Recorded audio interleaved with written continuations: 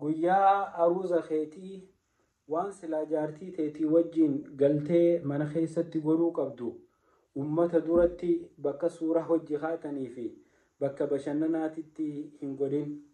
obboleessa kiyya obboleettii tiyya rasuulli rabbii sallallahu alayhi wasallam man tashabbaha biqawmin fahuwa minhum, namni jaratti fakkaate yahudaa fi nasaaratti namni fakkaate isaanumarraa hiija.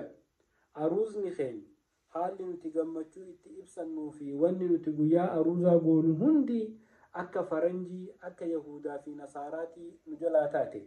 jaarsaa fi jaartiin uffatarraa eegalee nyaatarraa haala deeminsaatirraa haala itti bobbahanii galanirraa suuraa kaan keessatti wanni godhamtu hundinuu guyyaa aruuzaa san namni waan akka ani islaamaa miti islaamummaarraa humaa takkallee hin qabuu jedhutu irra hedduudha jechuudha.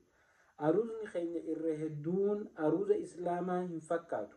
wanni nuti guyyaa aruuzaa goonu, uffanni nuti uffannu, akkaataan itti nyaannu, akkaataan itti dhalaa fi dhiirtii wal keessa facaatee waliin laaqamtee dannastu, akkaataan itti abbaan warraaqa guyyaa san fuudhe jaartii isaa ummata duratti wajjin dhadhawatu hundi waan yoo inninuu aruuzarraa as deebi'ee yoo taa'ee viidiyoo keessatti if daawwate itti qaanfatu. maali jaartii fi ummata dura gangalchanii dhungachuun, maali jaartii fi ciibsanii ummata duratti irra ciisuun, wantoota fokkotaa akkanaa kana waan nuti irraa fagaachuu qabnu. akka namni guyyaa san harka siidha'u hundi gama duubaatiin si qofalu jira. laal kana gowwaa, laal kana gabaree, laal kana maarree akka inni dhowwatu. waan takka takka ta akkanumatti uumamaan aqliin beeytu guyyaa keessaa jijjiirree fokkisnee aruuza keenyallee fokkisaa jira.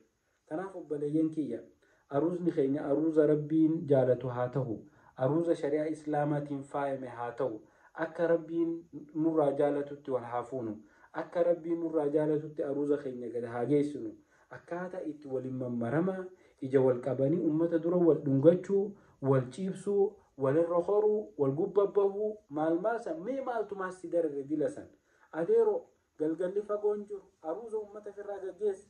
jaartii ta'e mana galfan akka feeta wajjitaa, jaartiin ta'e ooyiruu teetii akka barbaaddetti qotan dhugamuu duubaatiin ittiin dhufini malee shari'aan islaamaa. kanaaf obboleeyyan kiyya waan guyyaa boruu itti qaanfattu guyyaa aruuzaa san hin godhin. aruuza keenya xiqqoo aruuza shari'aa islaamaa fakkaatu haa godhannu.